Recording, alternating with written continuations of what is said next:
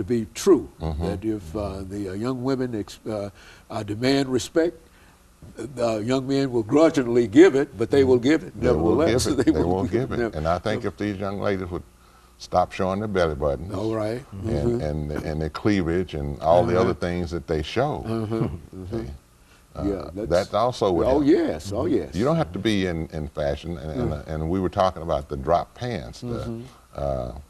I don't think a lot of young men know where that actually came from.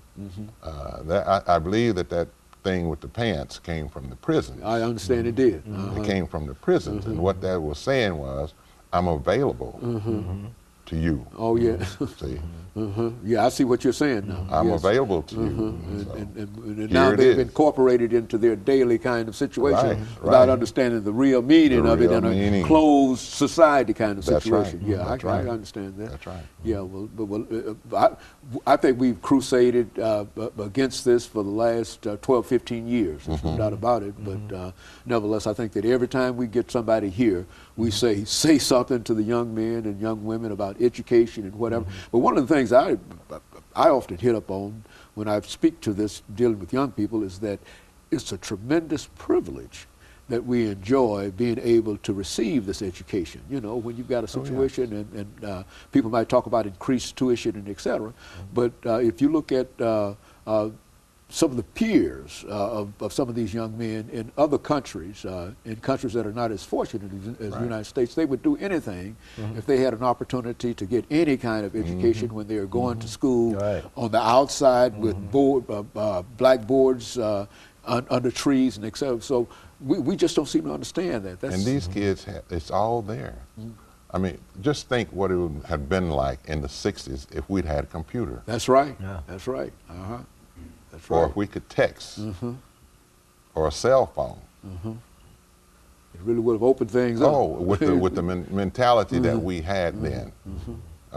These youngsters would be, I don't know, light years ahead of what they are now, simply because of what we would have had. And so it's real determined. Well, what about this idea of mentoring? I mean, we talk about the need for mentors and et cetera. What do the two of you think about that? I think it's something that we need to take a little more seriously. Good. Even though it can be a risky business, I think the potential for gain is worth the risk, because we know the statistics about young black youth today, and we just can do better as far as mentoring is concerned. And I think what needs to happen is some of these organizations, some of your social clubs, fraternities, sororities, churches, if they would get behind a mentoring program so that those who participated would know that the proper safeguards are in place, I think that mentoring could be expanded much further than it is. It's not always a case of throwing money to a problem, but if you could just have positive role models, interact with some of these kids, some of these young men especially who have no father figure to look up to, it would go a long way to letting a young African-American male know what it takes to be a man. Because the models they look at nowadays are not good role models for being a man. They're not.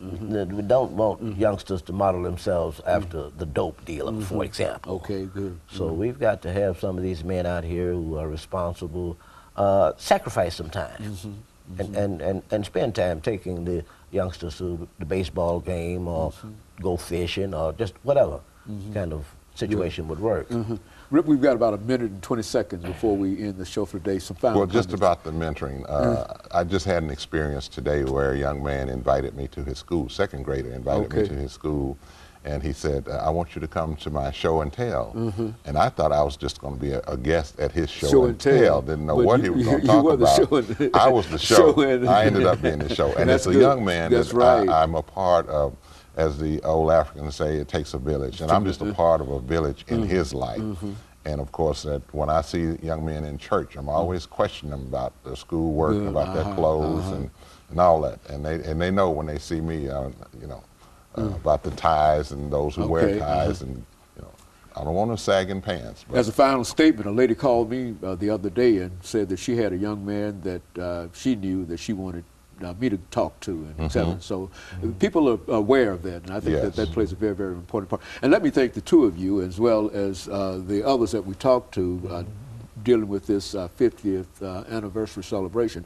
And it's strange that it was 50 years ago. You know, it makes the two of you seem old, I would imagine, having participated in it. Okay, but let me thank the two of you for coming by. Thank you. Let me Thank you. encourage our audience to tune in again next week for another informative edition of Comments. Thank you, and good night.